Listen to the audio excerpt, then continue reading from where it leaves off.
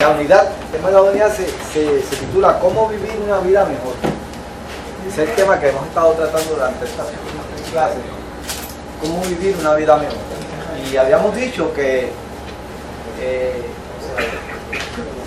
la única manera en que el ser humano puede vivir una vida mejor, o sea, una vida en abundancia, como lo dice la Biblia, yo he venido para que tengan vida y para que la tengan en abundancia, es siguiendo las instrucciones que están en ese libro. Es sencillo, ¿verdad?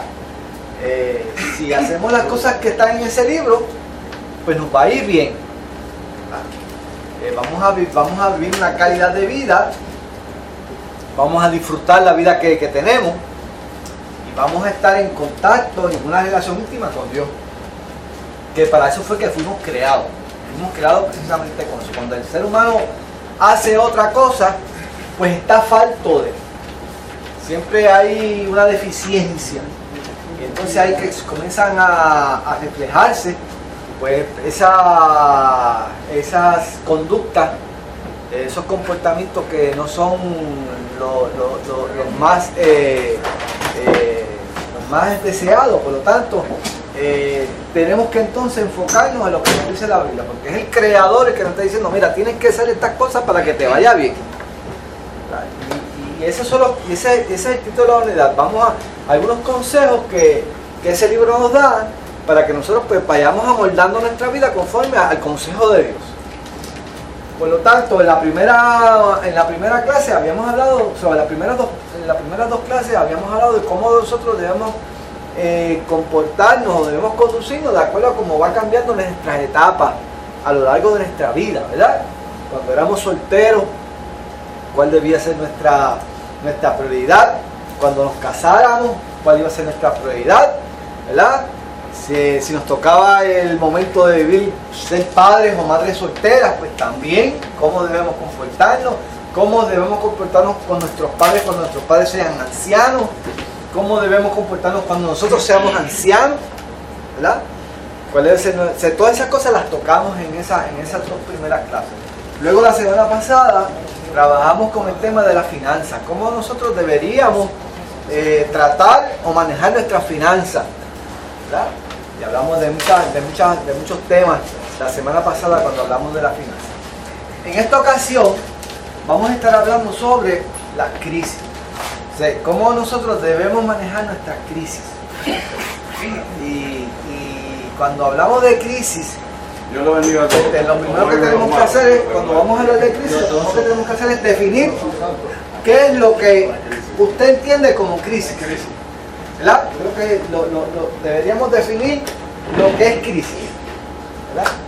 Vamos a ver, ¿quién es el primer voluntario que me diga así, más o menos como usted cree, que usted entiende lo que es una crisis? Vamos, Santino. Un desbalance. Un desbalance. En la vida del ser humano.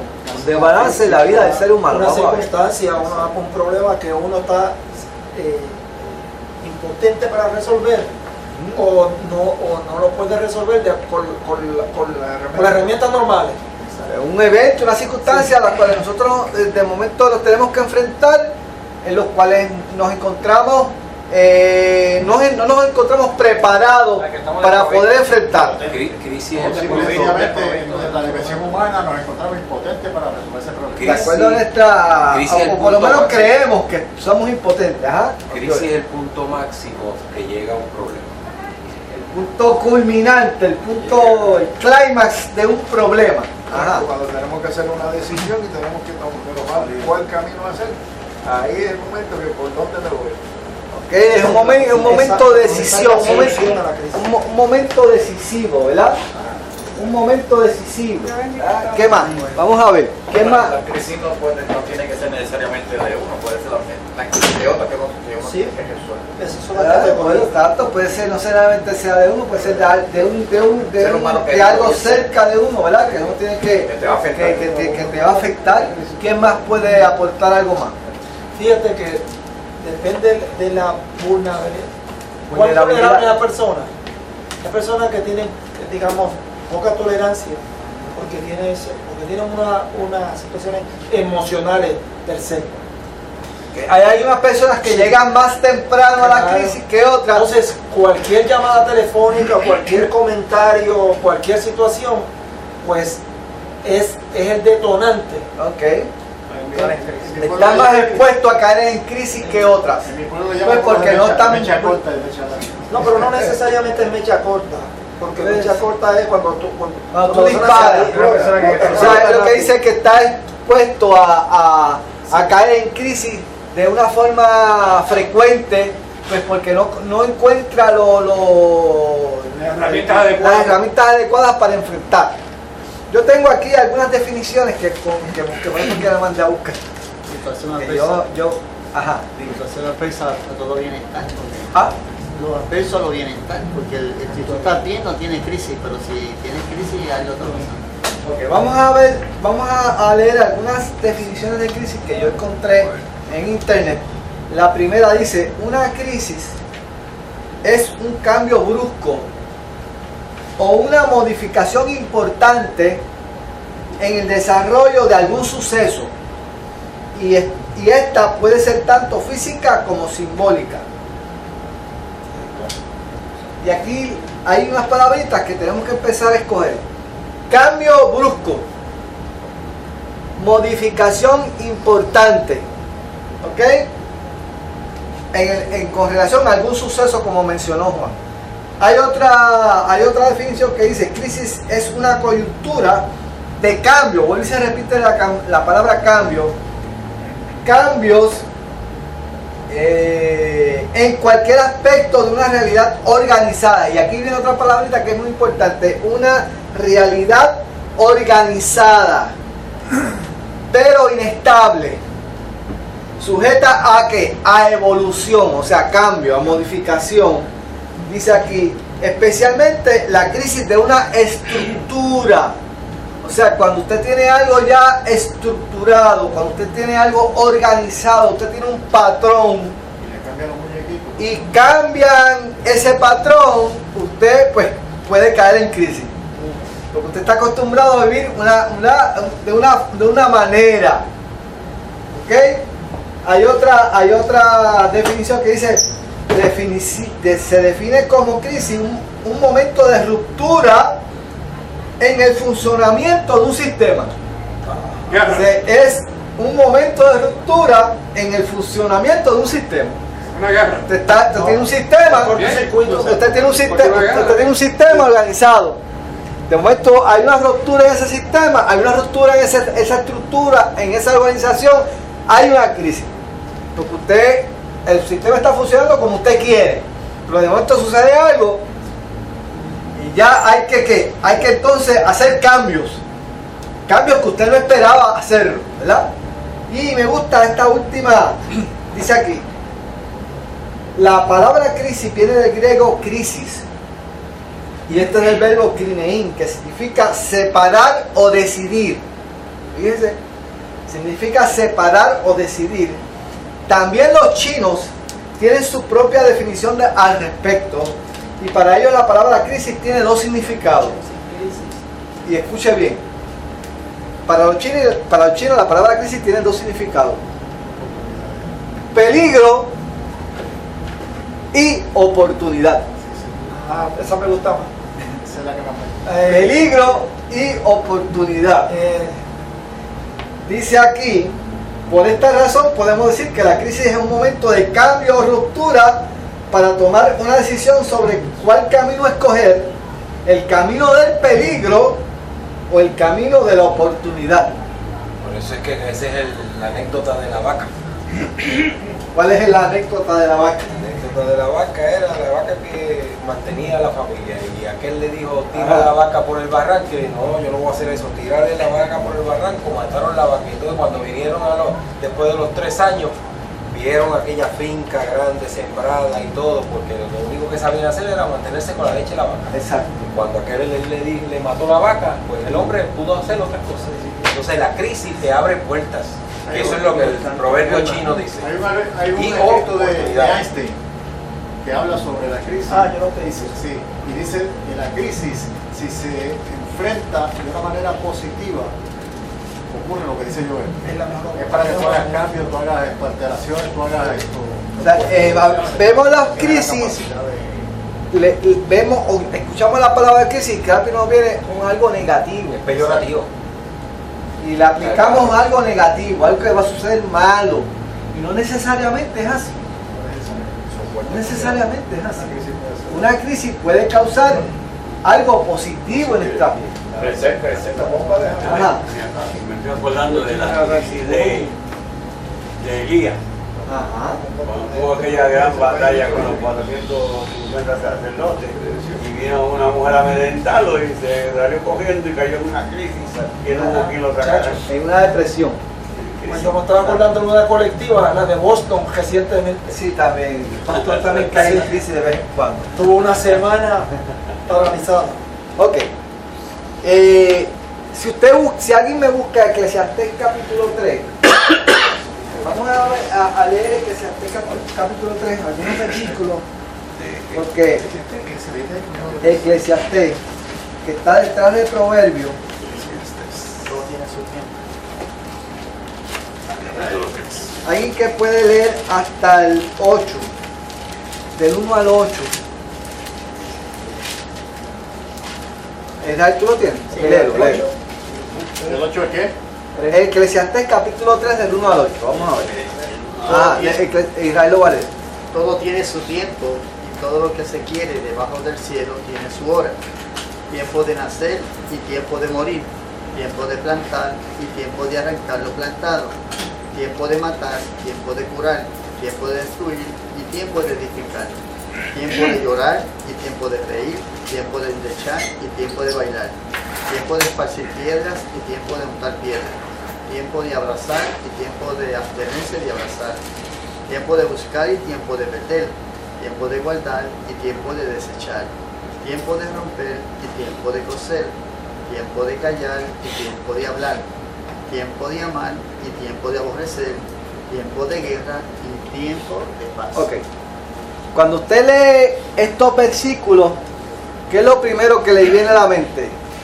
Acabo de un tiempo. ¿Ah? Acabo de un tiempo. Fíjate que él lo pone como contraste. El contraste. Tiempo de amar, tiempo de aborrecer. Tiempo de guerra, tiempo de paz. O sea, cambio. Cambio. El ser humano está sujeto a cambio. Lo único que tenemos permanente los seres humanos es el cambio. Correcto. Suena paradójico. ¿verdad? Estamos sujetos al cambio porque nadie puede controlar su vida. Nosotros estamos sujetos a cambios constantes. Aún el creyente está sujeto a cambios constantes. Y nosotros tenemos que aprender ¿a qué? Tenemos que prepararnos ¿para qué? Para lidiar con cada uno de los cambios que vamos a tener que enfrentarnos a lo largo de nuestra vida. Obviamente a nadie le gusta tener que estar todo el tiempo, ¿verdad?, encima de la soga, ¿verdad?, encima a nadie le gusta estar así, solamente a la gente, a los gualendas. Son los únicos que les gusta estar caminando en la cuerda de un abismo. Pero a nadie le gusta eso. ¿Ah? A nadie le gusta eso. Por lo tanto, tenemos que aprender a prepararnos a cuando venga el cambio. ¿Cómo lo voy a manejar? Y eso pues obviamente es bien difícil porque nadie se prepara para hacer cambios bruscos. Pero sí podemos tratar de ver la vida de una perspectiva positiva, viendo siempre las oportunidades, viendo siempre que con nosotros está el Señor, que hoy puede ser y mañana no es. Dios está metido en eso también. O sea, no podemos ver las cosas, los cambios, como algo que estamos viendo como barranca abajo, porque a veces el mismo enemigo nos mete cosas en la mente. Tenemos que entonces estar preparados a vivir en el tiempo de la abundancia y también vivir en el tiempo de la escasez. ¿Verdad? Como decía Pablo. Hace poco salió un artículo en el periódico de personas que quedaron cesantes cuando la ley 7 y que esos cambios crearon crisis, obviamente, pero se sobrepusieron a la crisis y le dan gracias a Dios porque han podido ver que ellos tenían otras potencialidades para desarrollar algún otro tipo de Que de negocio. otra forma no hubieran sucedido Exactamente. si no hubiera pasado por ese momento de crisis. Comfort zone. Tenían que salir, fueron obligados a. Por lo tanto, al principio de este estudio yo escribí lo siguiente y se la voy a leer, ¿verdad? Dice aquí, las crisis son parte de nuestra vida. Las mismas provocan cambios dramáticos en nosotros. Nunca estaremos preparados para enfrentar una crisis. Por más que nos preparemos, oiga, eso viene de momento y nos encontramos, por eso es que se llama crisis, porque nos encontramos vulnerables, ¿verdad? Dice, algunas crisis son provocadas por las circunstancias en que vivimos. Nos llegan de gratis. Pero algunas crisis las provocamos nosotros La mismos. compramos. Malas decisiones. Malas decisiones, ¿verdad? Lo importante es cómo manejamos los momentos de crisis. Las crisis son situaciones en las que muchas veces nos vemos desarmados para enfrentarlas. O por lo menos así pensamos. Yo escribo esto porque mira, a veces usted cree que no tiene las herramientas porque nunca las ha utilizado, pero cuando viene la crisis, usted entonces descubre que sí que las tiene. Pero si no sucede la crisis, no las utiliza. Pero estas clases son La buenas. necesidad hace la La obligación. necesidad, exacto. Estas clases son buenas porque el cristiano se puede vivir diferente al mundano. Porque Pablo decía, sé vivir humildemente y para todo esto he aprendido. Dice, porque no diga porque tengas que hacer. Exacto. Pues he aprendido a contestarme cualquiera que sea mi Es situación. correcto. ¿Ves? Y dice, sé vivir humildemente y se tener en abundancia. En todo y para todo te he enseñado, a fin de estar saciado como para tener hambre. Así tener abundancia como para parecer. Por cierto, nosotros, el creyente, tiene, eso lo hace porque su fortaleza está en ¿quién? En Cristo. No en un sistema, no en algo material, no en algo de la tierra. ¿Sabes? Nosotros tenemos que vivir el tiempo que nos toca vivir. Ajá. Y tenemos también que pensar que la crisis no va a durar toda la vida. Correcto, Hoy es de noche y mañana es de día. correcto. El cambio, ¿verdad? Y entrar entonces positivo en eso. Hoy Pero- estoy aquí, pero yo sé que mañana con el Señor va a ver la, Pero- voy a ver la mañana. Es correcto, pero hay personas que caen en crisis y no pueden salir de ella. Sí, exacto. Eso Se mantienen. hay que O buscar sea, ayuda. por alguna razón u otra se quedan en la crisis. No logran superarla.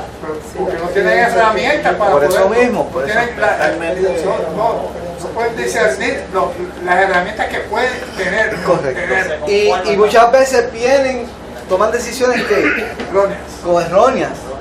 Hay mucha gente que termina suicidándose. Porque le llegó una crisis que no pudieron enfrentarla y para ellos la salida fue suicidarse. Y yo pienso también, Víctor, perdóname, que entonces tampoco buscaron la ayuda. Tampoco. Eso es otra cosa. O No sea, buscaron ayuda, esa- se quedaron en esa depresión, se convirtió en crónica y ahí se fundió. O si la buscaron, no superaron. No fue No, exacto. o no fue la mejor ayuda. No acudió a la mejor ayuda. Sí, porque tenemos amiguitos por Porque ahí que nos también- dicen, tú te ahogas en un vaso de agua. Pues claro, porque tú no estás pasando por la crisis que estoy pasando. Correcto. Tú la estás viendo de una manera subjetiva. Pero cuando está uno metido en el hoyo, uno es el que está obviamente solicitando cómo salir. O sea, por eso te digo que en medio de la crisis, si yo tomo, por eso es que los chinos decían, puede ser una situación de peligro o puede ser una situación de oportunidad. Porque si yo en la crisis tomo una decisión errónea, pues se convierte en ¿qué? En peligro, ¿eh? En peligro. Ahora, mira lo que yo digo. En ese preciso momento, cuando llega, que estamos en, como dice Joel, en el clímax, del evento, De la situación. en ese clima de la situación dice, nosotros debemos que aprender a descansar en el Señor. Dice la palabra, estad quietos. Me gusta mucho el Salmo, creo que es el Salmo 47. Salmo 47 comienza hablando de un caos. ¿Ah? Dice, Dios es nuestro amparo y nuestra fortaleza, nuestro 46. Nuestro pronto auxilio en la tribulación. Por tanto, no temeremos, aunque entonces comienza a hablar ante lo que los montes tiemblen y el mar brame por causa de su braveza. Y entonces dice, pero mira, en medio de la crisis, tranquilos porque Dios está que en medio de la ciudad. Está quieto y conocer que yo soy Dios. Y está quieto y conocer que yo soy Dios. Fíjate que el Salmo comienza con un panorama de crisis. El lunes en la célula había una persona que me tocó llevar la reflexión y la llevé sobre el tema de la crisis. Era qué cosa. Y entonces yo no sabía ni que hoy iban a hablar de crisis. ¿Qué pasó? Ese hombre está como en Samuel y mientras yo daba mi plática sobre el tema de hombres que bajaron por el techo, los 4 hombres aquellos, Jesús los sanó. Él se veía compungido, bien triste y bajaba la vida. Entonces al finalizar, como hay un compartir, algo me dio acércate a él. Y entonces le saqué eso sentido. Yo su hija en el Army, una situación bien crítica para Susa, él fue mi cocido. Entonces yo le dije, pues mira, tú puedes superar tu crisis. Entonces él vino el domingo al culto de la mañana, a las 8. Y dio el mensaje de Moisés y algo le impactó. Y cuando se partieron las hojitas al final del culto, del programa de la iglesia semanal, él vio que decía célula. Entonces se quedó motivado, ¿qué quiere decir célula? Y llamó creo que ya al templo y alguien le dio lo que era. Y apareció esa célula del lunes por la noche. Entonces se le ministró después al final. Y yo lo invité para el culto de este miércoles por la noche y vino con su esposa. Y por cierto, yo no sabía yo cuando miro así, me hace, y estaba en los domingos con la esposa. Y yo lo invité para esta noche a almorzar con él. Pues fíjate, ese ejemplo que tú traes fue el ejemplo que mencionó el mundo. Esa persona cayó en crisis porque su hija estaba ¿dónde? En el ejército, ¿verdad? Así fue. Y se enfermó ella. Y se enfermó ella. O sea, él mencionó, podemos caer en crisis si hay otro miembro en la familia que cae en un momento. Esa persona no supo manejar la crisis. O sea, si hubiera sido un cliente, a lo mejor lo es, pero hubiera alcanzado en el Señor, ¿verdad?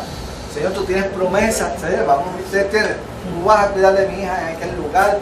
Tú me entiendes, tenemos una herramienta en el Señor. Entonces, mira, Víctor, el caso es que me decía que era miembro de esta iglesia por muchos años y se apartó. Y al pasar por este momento de crisis, entonces solo hizo retornar a volver a los caminos del Señor. Ok, pues fíjate lo que yo digo al final. Dice, no olvidemos, escuchen bien esto, no olvidemos que no hay mejor testimonio al mundo de un creyente aferrado a Dios en medio de su crisis. Cuando uno cae en crisis, los ojos de todos se posan en uno. ¿Cómo este individuo va a trabajar en este problema? ¿Cómo lo va a resolver? Están todos los ojos ahí, ¿verdad? Y cuando uno ve que ese creyente se mantiene aferrado a su Dios, descansando en el Señor, confiando en el Señor, no hay mejor testimonio que ese, ¿sabes? Por eso es que la experiencia de Gilla fue bien inspiracional para muchas personas. Mire, como decía Moisés los otros días en su sermón, y como yo pienso igual, a mí los mensajes de Gilla eran los mismos mensajes. Era mensaje que evidentemente, pero lo más que impactó de Gilla fue su humildad. Se mantuvo viviendo en la misma casa de siempre y su reacción ante ¿qué? Ante la muerte de su hija. Ante la crisis. Eso sí habló, eso sí llegó. Y todo el mundo que hablaba allá, la gente que no era creyente, gente que eran políticos, que lo habían conocido, dice, me acuerdo de cuando pasó esto y cómo ese individuo fue allá y perdonó a aquel individuo allí. En la cárcel. En la cárcel que mató a su Le hija. abrieron la cárcel. Eso sí caló hondo en el corazón de la gente de afuera. O sea, un creyente en medio de la crisis. No hay mejor testimonio de eso. Y Pablo en la cárcel con Sila, mientras todos decían que vamos a esperar desde ahora, él dice que a medianoche cantaba con Sila.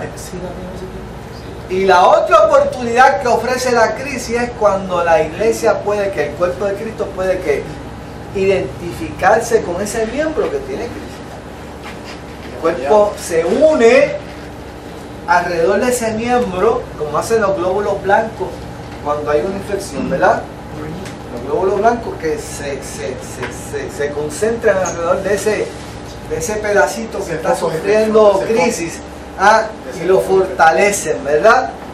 Por lo tanto, así mismo hace el cuerpo de Cristo. El cuerpo de Cristo, cuando hay una crisis, el cuerpo de Cristo se identifica con ese miembro para que para fortalecerlo. Esta mañana vino Yolene por ahí, tiene una crisis ahora mismo, ¿tú sabes algo? Pues su hijo cayó de violencia y pusieron un criminal porque le dio una herramienta a su esposa por la cabeza y está presa. Y ahí vino llorando esta mañana, buscando a alguien. Apoyo. Entonces cuando subió la escalera y otro se echó a llorar, entonces ya viene que estamos. Y ahí le ministra llorar, tú sabes, porque eso es la crisis. Que ahí necesita, ¿verdad? Necesita el apoyo de la iglesia. ¿Ok? Muchos creyentes se creen en esto que usted está hablando cuando se tiene Job, ¿verdad? La vida de Job también. La vida de Job fue un momento de crisis en Job, en la vida de Job. Cayó, o sea, vino la crisis en la vida de Job. ¿Cómo Job pudo manejar la crisis? Se mantuvo fiel al Señor. ¿Ah? Y al final de la experiencia, ¿qué pasó? Salió beneficiado, ¿verdad? Porque de sola, de lejos lo había escuchado, pero ahora sus ojos lo habían visto. Por eso, La crisis hizo que Job conociera de una forma más íntima a ese Dios que le servía. eso como digo yo ahorita, hay que saber buscar y ayuda a apoyarlo en una crisis, porque los elifates de la vida están por ahí. No. Hay de todo, hay de todo. Mira, Condenan a uno en vez de al profeta Dios es justísimo. No lo corrigió, sino que le mandaba a los ángeles que llevaran comida. Exacto. Hay de todo, ¿verdad? Lo alimentaba él con su crisis. Bueno, vamos a hablar de 3 tipos de crisis. Mira, hay muchas más. Hay muchas. Pero el expositor escoge 3 situaciones que son las que vamos a discutir. Vamos a hablar primeramente de la crisis de la salud. ¿Qué sucede cuando a ti te diagnostican que tienes una enfermedad terminal?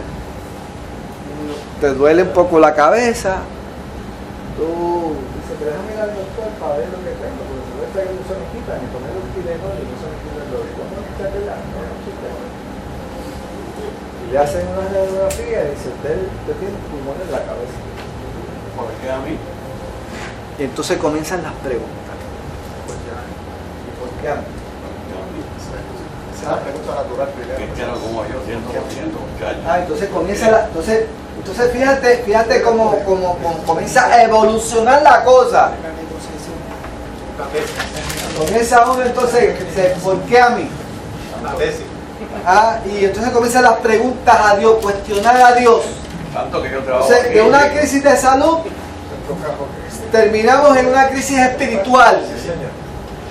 Terminamos en una crisis espiritual. Una crisis de salud la convertimos en una crisis espiritual. Porque entonces metemos a Dios en el asunto. Sí, pero bueno, ¿por qué me pasa a mí? Si yo para que comienzo y sacamos el resumen y pasamos, yo me cuido bien y tengo todo, hago ejercicio, como bien, descanso bien. No estoy viejito, ¿verdad? No estoy viejito. Esa es lo mismo, la misma actitud que el hombre rico. Lo he hecho todo. He hecho todo. ¿Por qué me sucede esto a mí? Tú ibas a decir algo, yo algo. Tú ibas a decir un comentario. No, Osvaldo, perdón. Yo solamente quería comentar que yo estoy muy agradecido en el momento de crisis grande que tuvo mi familia cuando mi hermana fue diagnosticada con cáncer terminal y tuvo metástasis en el cerebro y luego se le corrió para todo el cuerpo y en verdad pues la iglesia estuvo allí, todos los hermanos, las hermanas y en ese momento de crisis, antes de que mi hermana supiera que tenía cáncer, pues meses antes había conocido al Señor, había aceptado al Señor como Salvador personal y entonces me acuerdo una ocasión que yo estuve con ella en el hospital y ella me dijo, Osvaldo, lo único que yo lamento es que yo no había conocido al Señor antes, porque ya se estaba disfrutando, aún en su momento de el hecho de enfermedad y en crisis, ella está gozosa en el Señor, está bien clara, y hubo un apoyo y un fortalecimiento de parte de la iglesia y los hermanos y del Señor tremendo. O sea, que eso fue un testimonio bien fuerte para mí. Fíjate, como tú lo ves de una forma positiva. Ya tu hermana no existe, murió, pero él lo ve de una forma positiva porque ve que esta situación y como resultado de todo esto, su hermana que buscó de Dios. Yo estuve allí y apoyamos, lloramos por ella, ¿entiendes? Y obviamente esperábamos que Dios la levantara de esa cama, pero Dios no la levantó, ella murió.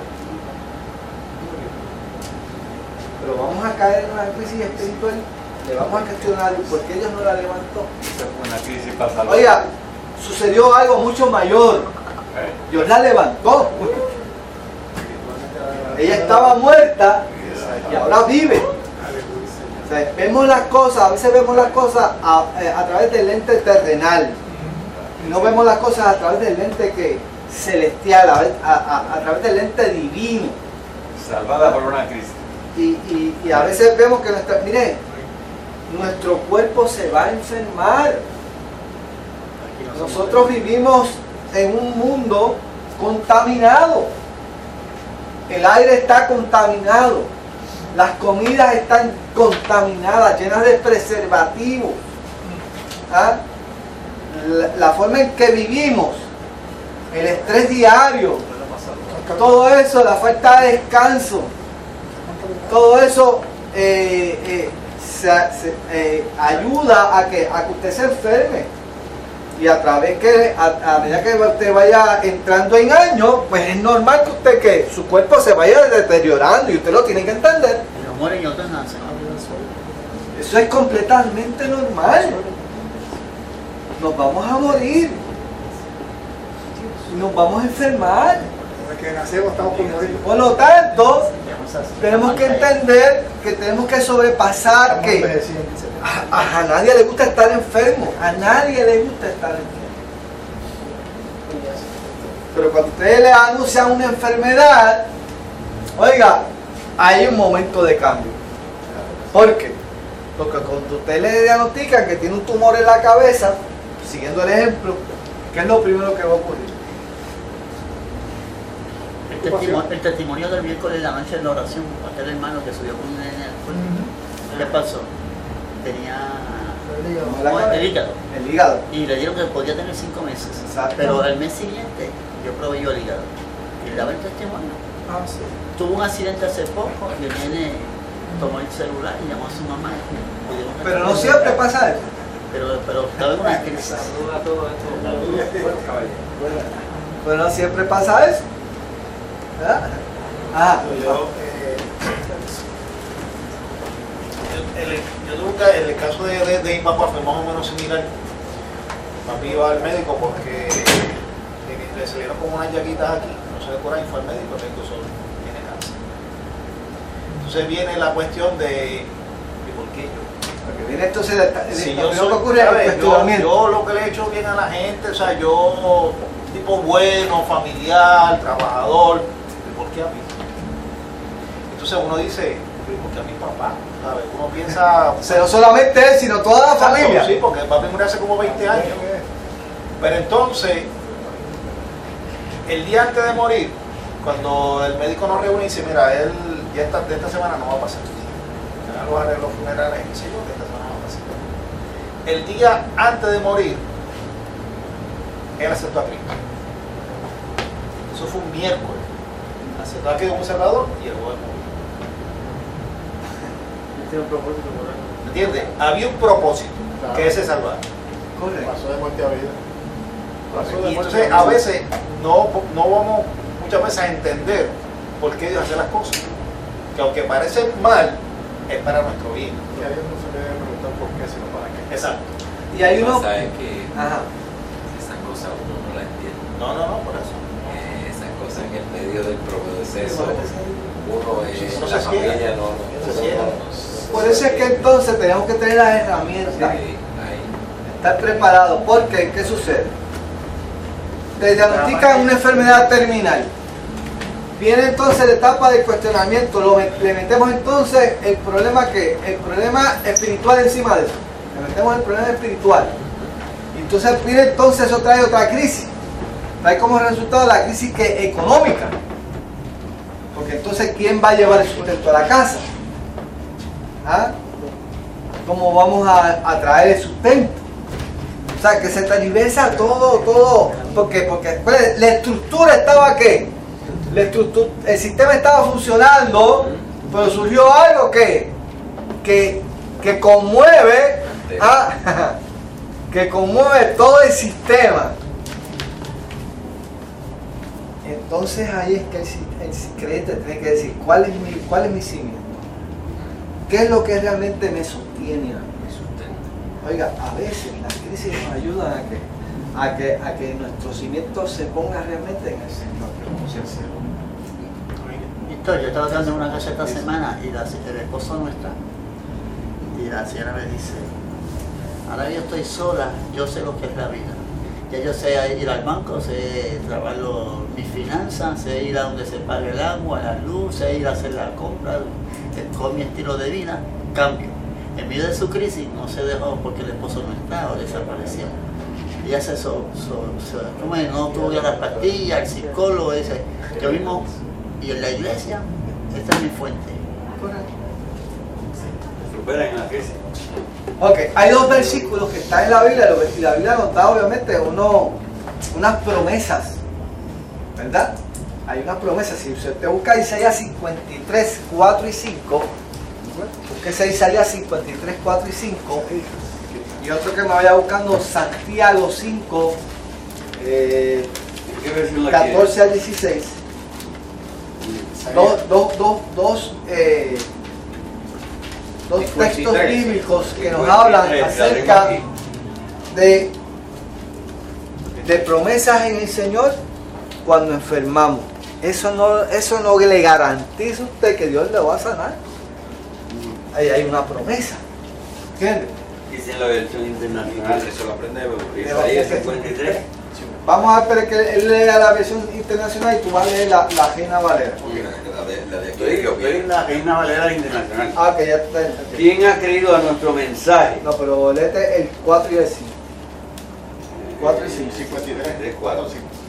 Ciertamente Él cargó con nuestras enfermedades y soportó nuestros dolores, pero nosotros consideramos herido, golpeado por Dios y humillado. Él fue traspasado por nuestras rebeliones y molido por nuestras iniquidades.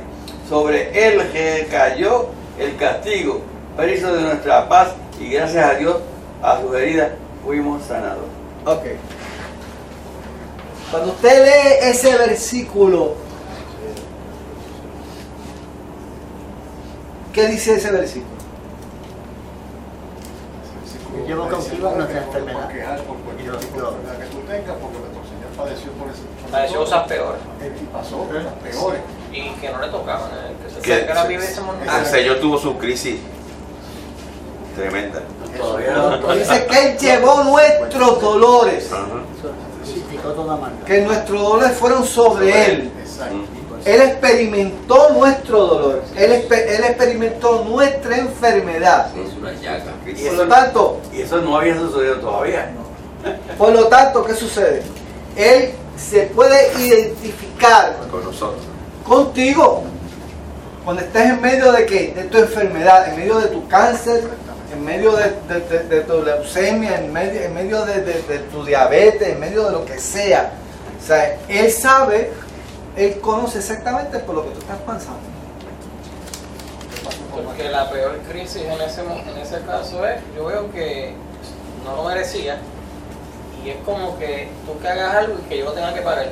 Correcto, porque esa es la peor crisis, que lo tengas que pagar. Eso es lo que le llaman, eso se llama el sacrificio vicario De Cristo. ¿Entiendes? Ese sacrificio de Él, ¿entiendes? Está vigente, ¿entiendes? Está vigente. O sea, lo más importante de ese sacrificio es que Él perdonó tu pecado, llevó tu pecado. Eso es lo más importante de ese sacrificio. Porque eso tiene que ver, eso repercute eternamente. La sanidad de tu cuerpo repercute que terrenalmente Dios puede hacer un milagro en tu enfermedad. Pero ¿qué pasa? Tiene que tener un propósito. O sea, Dios sabe que tu cuerpo es ¿qué? Que tu cuerpo es tierra, es barro. Y mientras tú estés aquí en la tierra, tú te vas a enfermar.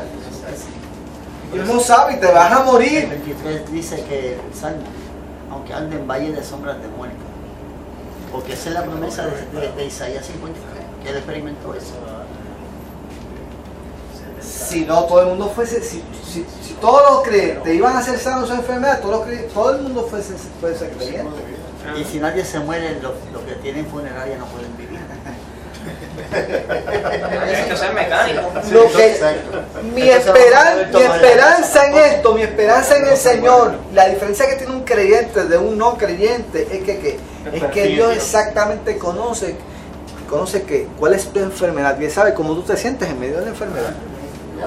Y Él va a consolarte en medio de tu enfermedad. Tiene un consolador. Él nos anunció un ciclo de vida. En la Biblia está 71 y sí, pero el que pasa es que algunos no lo entienden. Bueno, pues hay que entenderlo. Algunos no lo entienden. Eso no es eterno en esta y aunque tú no lo creas, hay creyentes que caen en crisis porque Dios no lo sana. ¿Por qué sanó a aquel y a mí no me sana? Y se apartan de Entonces creen que es porque ellos están pecados, que ellos han pecado, que hay algo en el corazón, que hay algo o que Dios no, con ellos sí, con otros sí, con ellos no. O sea, fíjate cómo podemos caer. Y si uno no lo cree, tiene unos amiguitos que van a... Entonces te lo acuerdan. Exacto. Como a Job, que fue a decirle... Otra ventaja que tiene el cliente que tiene una nube de testigo ayudando. La iglesia, por eso es que Santiago, vamos a ver Santiago. Lo que pasa es que cuando eso de la muerte muchas veces uno no se quiere morir porque uno tiene hijos, tiene nietos y eso te aguanta. Por más malo que esté la gente dice, ¿quién quiere ¿Están algunos enfermos entre vosotros? Llame a los ancianos de la iglesia y oren por él, uniéndole con aceite en el nombre del Señor. Y la oración de fe salvará al enfermo y el Señor lo levantará. Y si hubiere cometido pecados, le serán perdonados. Con fe. Está allá. Ajá. Está allá. 15. ¿Qué es lo primero que recomienda Santiago? La oración. Si alguno está enfermo, ¿qué dice? Llamar a los ancianos. ¿Quién tiene que llamar a los ancianos? El que está enfermo. El enfermo. Nadie se va a enterar que tú estés enfermo si tú no lo llamas. O sea, tú no puedes pretender que tú no se lo digas a nadie y que la gente lo sepa. Eso es lo primero. O sea, tú tienes que... O sea, lo peor que tú puedes hacer es aislarte en tu crisis. Lo peor que tú puedes hacer es aislarte. Tú tienes que pedir ayuda, no puedes trabajarlo solo. Por eso es que somos el cuerpo de Cristo, ¿verdad? Somos el cuerpo de Cristo.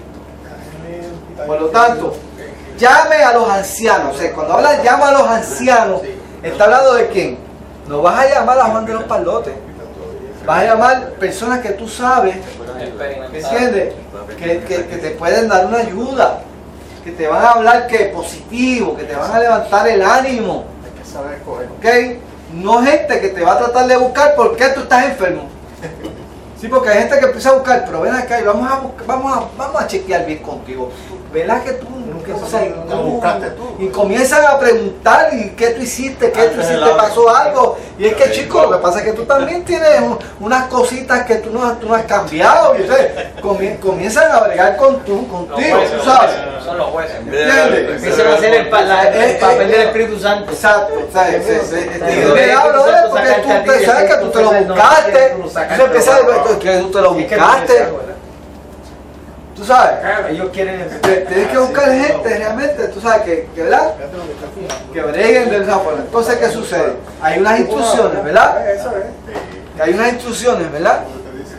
Se oren a Dios. Fíjate que el mismo Santiago tenía una forma de pensar judía. ¿Cómo era que pensaban los judíos acerca de la enfermedad? ¿Está ahí? Sí, igualito que porque decía, ellos creían que el que estaba enfermo era que estaba en pecado. Algo hizo. Fíjate, por eso es que lo dice ahí, el mismo versículo lo dice, ¿verdad? Por ahí que dice, y el Señor los salvará. O sea, porque el que estaba enfermo estaba en pecado. Y si hubiera cometido pecado, ¿quién pecó él? Exacto, ese era el pensamiento judío acerca de la enfermedad. El que estaba enfermo era porque estaba pecando. Era pecado. Pero ahí dice que si hubiere cometido, si hubiere. Pero fíjate, dice, oren por el enfermo y se salvará. Que la oración del justo. Por lo tanto, hay que tener mucho cuidado, ¿verdad?, con relacionar una cosa con la otra. No dice se sanará, se salvará.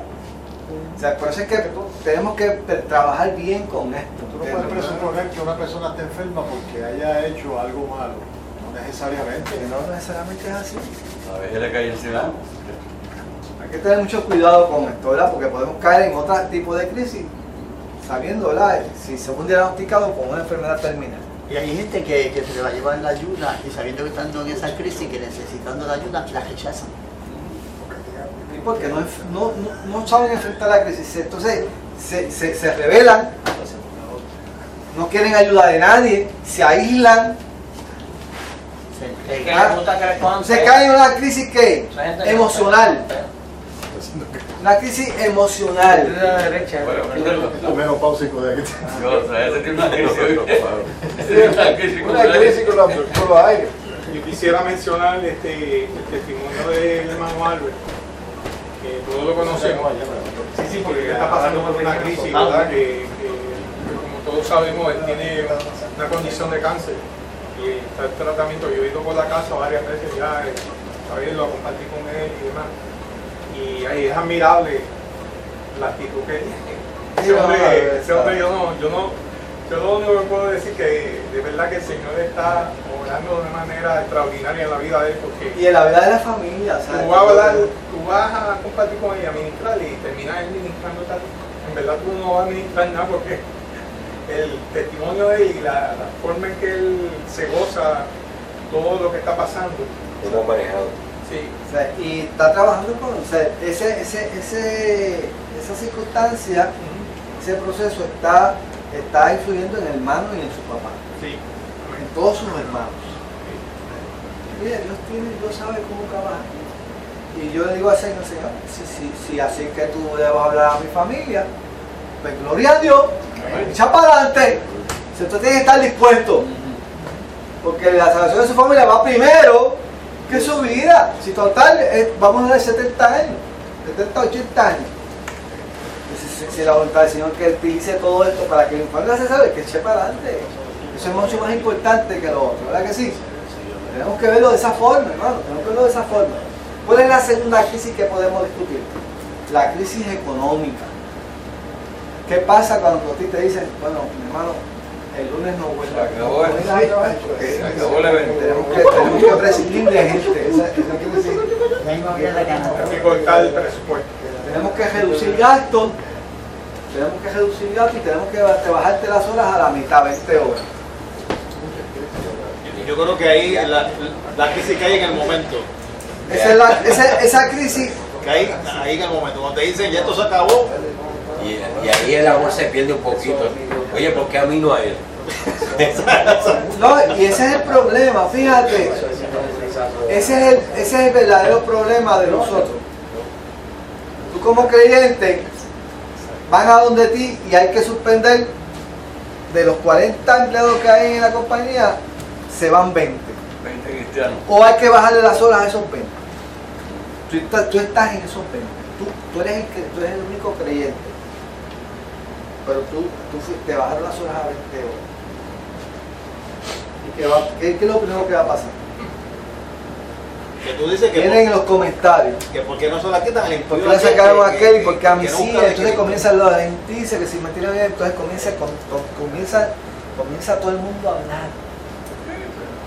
No es cristiano, Dios no me ayuda. Y el creyente tiene una tremenda oportunidad en ese momento para para sobresalir. Es bien difícil. Es bien difícil. Ahí entra la posición del pero ahí es que el creyente ladrón tiene que levantarse. Ahí empiezan los comentarios como el ladrón de la cruz. Dile a que te está que te ayude. Exacto. Víctor, y perdóname, es importante no dejarse llevar por la situación. Entonces, uno como cristiano hacer comentarios y decirle a Dios, pero fíjate, yo soy cristiano y me ha dado 20 horas. Aquel que es un impío, no. Entonces, ese tipo de comentarios pues afecta. Afecta, ¿verdad? Porque la gente piensa que tú vas a estar ahí, o sea, firme y dando ese testimonio de ser cristiano. El Salmo 37 es bien importante, el Salmo 37 es bien importante, porque dice la palabra, pon tu deleite en Jehová, y Él contestará las peticiones de tu corazón, y exhibirá tu justicia como la luz, ¿verdad? Como la luz del mediodía. O sea, no te impacientes a causa de los malignos ni tengas envidia del que hace iniquidad. O sea, ahí en ese momento de crisis donde te dicen a ti, te vamos a bajar las horas a 20 horas o no tienes trabajo el mes que viene, no vengas a trabajar el mes que viene, ahí el creyente tiene que ponerse en los zapatos del Señor. Hubo una época en el país donde el gobierno, voy a mencionar política, pero el gobierno lo que hizo fue en aquel momento, de esa década, que en vez de votar personal, como pasó hace poco, que creo que por eso cayó un partido, lo que hizo fue que a todos pasó una circular a nivel de todo. Y lo que hizo fue que nos bajó el sueldo a todos los empleados en general de todo el país. Pero todo el mundo se quedó trabajando. Pero hoy día es por ambigüedad, señores, y el último que llega es el que se va. Sí, aquí, o sea, estamos en una época de crisis económica, hermano. Y el que uno, el que otro, en su familia, alguien ha experimentado algún tipo de cesantía, o de reducción de horas, reducción de salario, ha sucedido todo. Para usted como creyente, ese es un momento bien, ¿sabe? Es único para que usted pueda dar un testimonio de creyente, ¿entiende? ¿Sabe? Obviamente, esto no quiere decir que usted no pueda alegar sus derechos, porque si hay injusticia en todo eso, usted puede alegarse. Hay unos derechos que protegen al trabajador. Y eso no quita que usted no sea creyente, usted puede, ¿verdad?, alegar sus derechos, pero más importante aún es que tratar de hay que tratar de controlar la lengua, ¿entiendes? Porque eso puede ser de un mal testimonio, ¿verdad? Ahí usted tiene que levantarse y entonces no, vamos a confiar en el Señor. El Señor nos puede guardar, el Señor nos puede proveer nuestra provisión. Bueno. Yo quería dar tu testimonio que primero que viene esta cita de Dios, dice que no nos impacientemos a causa de los que prosperan y de los malignos, a causa de su forma que prosperan. Otro pensamiento que quiero compartir es que a veces cuando estamos en esta crisis pues nos afecta en nuestros hogares mucho, con nuestros cónyuges, con nuestra esposa, nuestros hijos. Pues estamos ¿verdad? No podemos cubrir unas cosas que cubríamos usualmente antes, o tal vez no la podemos cubrir del todo, y estamos como hacemos mi esposo y yo, ¿verdad? Me acuerdo cuando éramos universitarios, nosotros teníamos un pote de cristal y ahí echábamos todo el menudo, y me acuerdo que teníamos un carrito, un Toyotita, que no tenía reversa. Entonces íbamos a la universidad y cuando ella bajaba, nosotros vivíamos en La Perla, y cuando ella bajaba a La Perla, pues que la gente venía subiendo por la bóveda, pues obligatoriamente la tenían que dejar bajar a ella porque no tenía reversa. ¿Entiendes? Y hay veces que se le trancaba el asunto y me llamaba a mí a la casa para que yo fuera caminando desde la casa hasta donde estaba el cementerio y la bóveda allí para poder resolver la situación empujando ya el carro.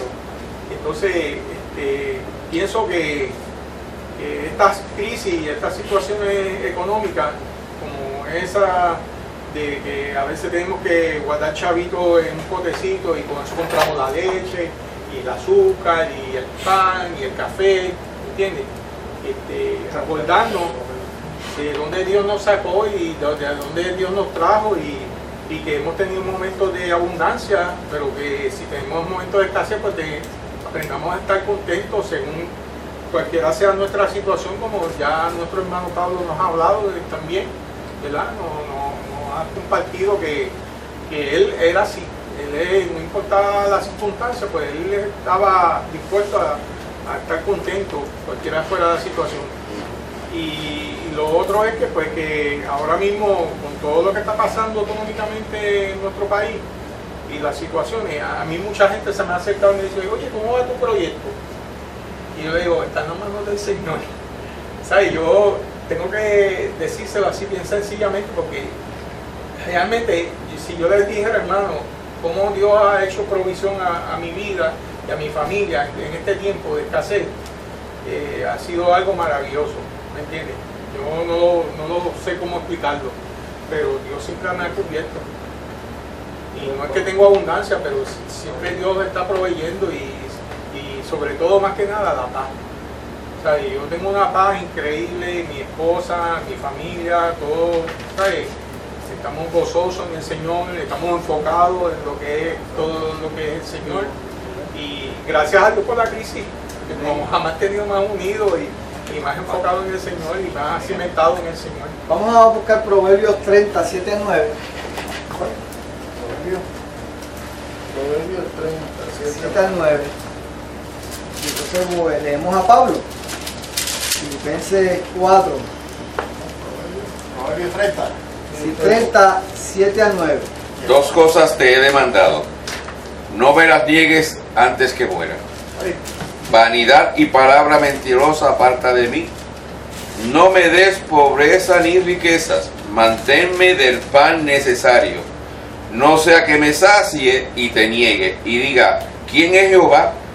Que siendo pobre hurte y blasfeme el nombre de mi Dios.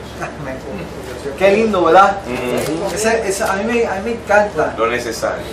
A mí me encanta eso, porque es una oración honesta delante de Dios. Los ricos no es el más que tiene, es el que menos necesita. A mí me encanta ese proverbio. Eso le escribió a Adul, ¿verdad? Ah, Adul. sí. Es un proverbio maravilloso, ¿verdad? No me des riqueza. Ni pobreza. No me des riqueza porque te niego.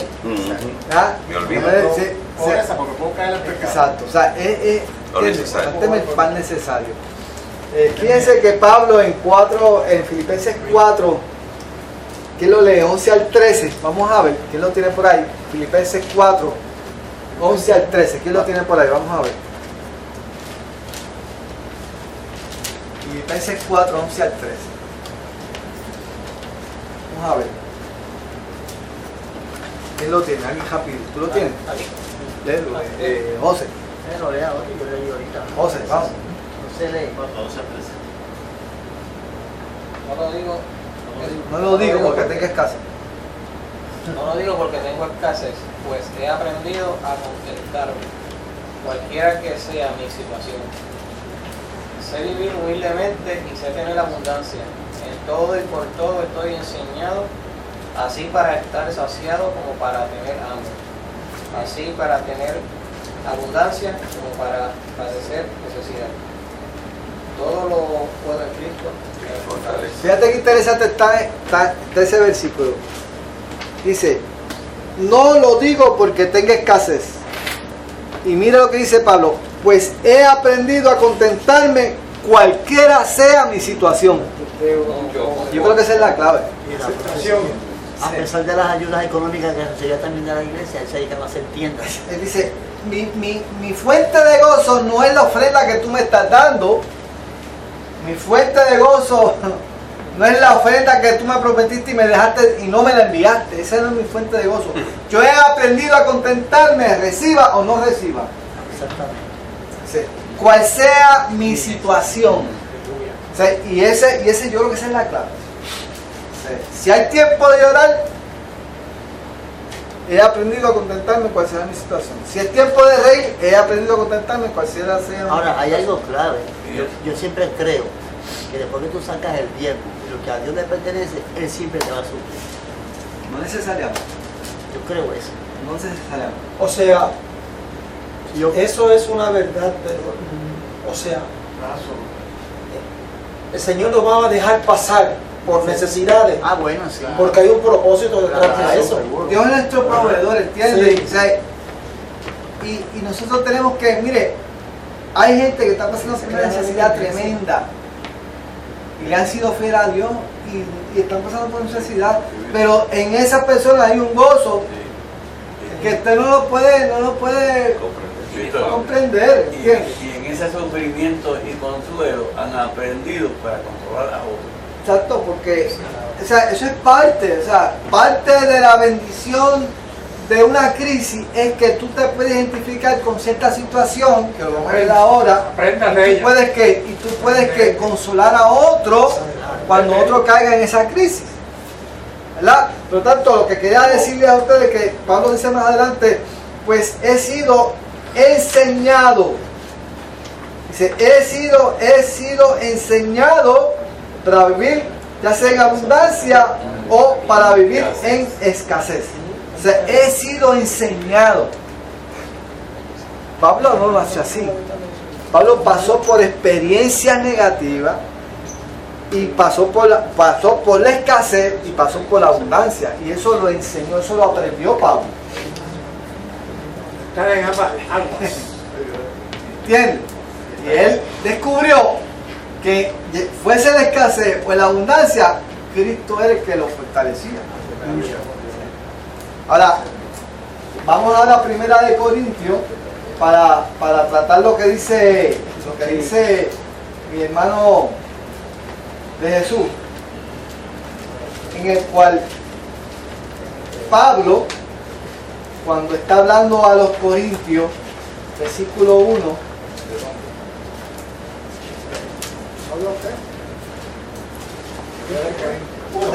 perdón, segunda de Corintios, capítulo 1, del 3 al 7. Con eso terminamos.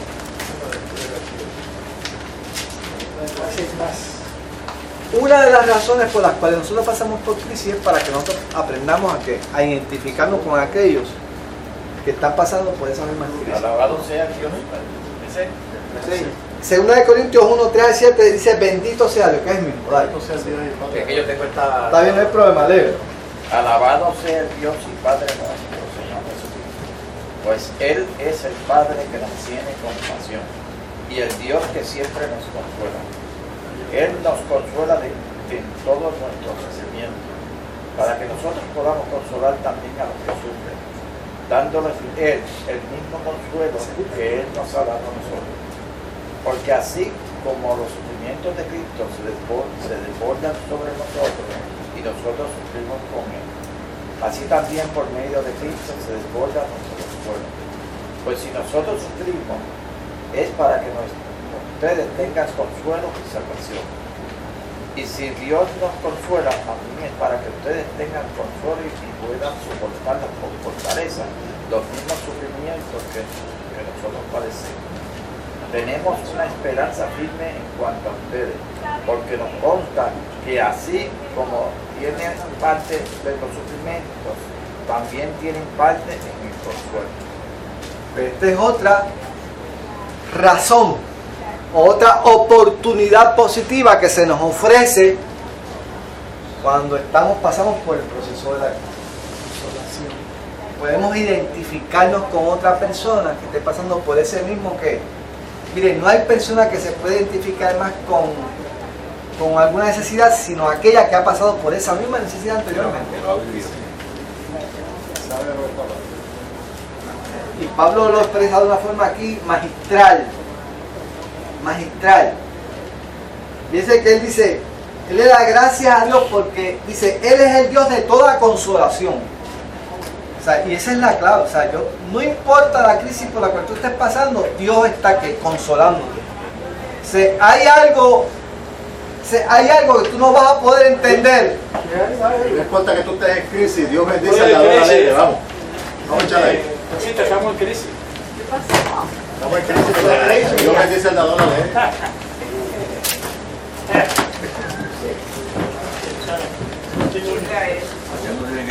Tranquilo, no tienen que echar que queda para adentro.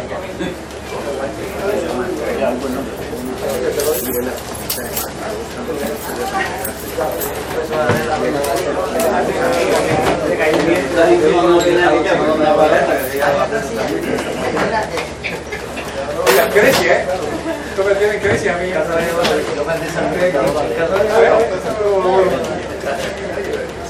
Yo le jodí la abuela de los 3 o 4 y el tío de los otros tíos de los 5 minutos. Amén.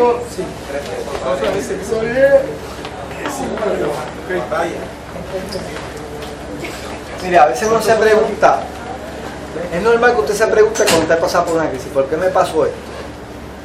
Es normal. Cada vez que yo cojo un hoyo es una crisis. Este país está yo no crisis, Estás en crisis. Tú no te has hecho, no es una crisis, tú estás en crisis. Porque eso sería no saber. Mire, a veces usted pasa por una crisis y usted no sabe, ¿verdad? Obviamente crecemos, ¿verdad? Pero al cabo del tiempo se le aparece algo sucede a su lado que usted identifica a una persona que está exactamente pasando por lo que usted pasa. O peor.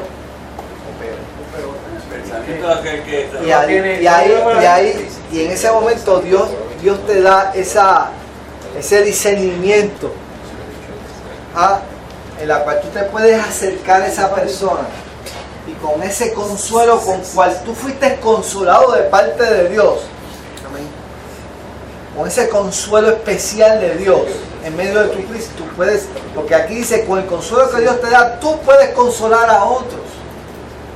O sea, en otras palabras, el consuelo que está en ti es el mismo consuelo que Dios te da. Y dice que Dios es el Dios de toda consolación. O sea, no hay un dolor que tú estés pasando que Dios no tenga el consuelo para ese dolor. Pero me acuerdo aquel que estaba en aquella gran crisis, no encontraba que comer y los pobritos comían y iba maldiciendo el cambio comiendo. Entonces de pronto vio uno, pensa, detrás de él alguien que estaba peor que él, pues estaba comiendo lo que él botaba. Sí, porque a veces creemos que nuestra crisis es la peor si no miramos para el lado, ¿sabes?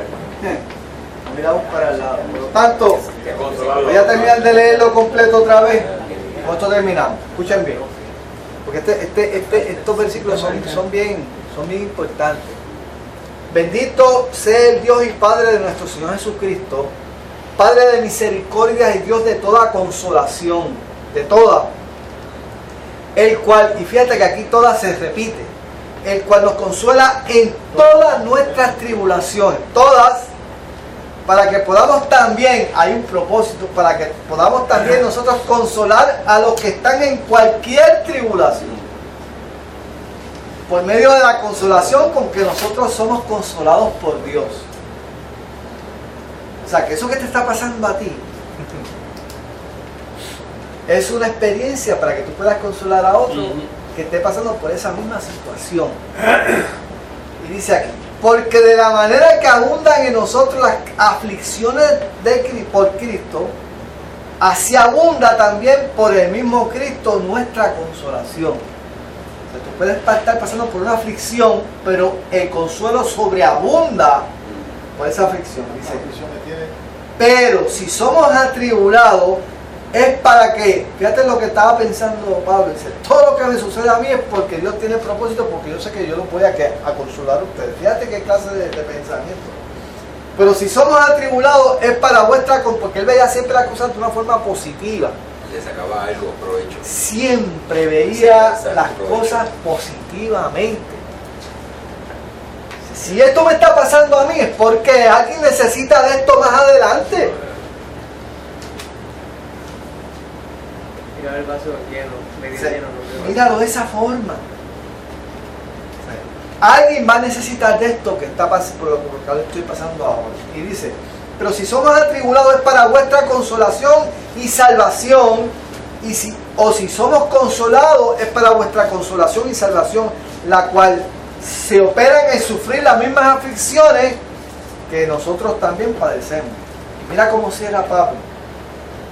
Y nuestra esperanza respecto de vosotros es firme, Pues sabemos que así como soy compañeros en las aflicciones, también lo vamos a hacer ¿en qué? En la consolación. Siempre. Esto no quiere decir que Pablo en algún momento lo haya cuestionado, porque obviamente en un momento lo cuestionó, Señor, quítame este aguijón. Ah, no, seguro. De la espalda, entonces, Sí, pero ¿y cuál fue la consolación del Señor?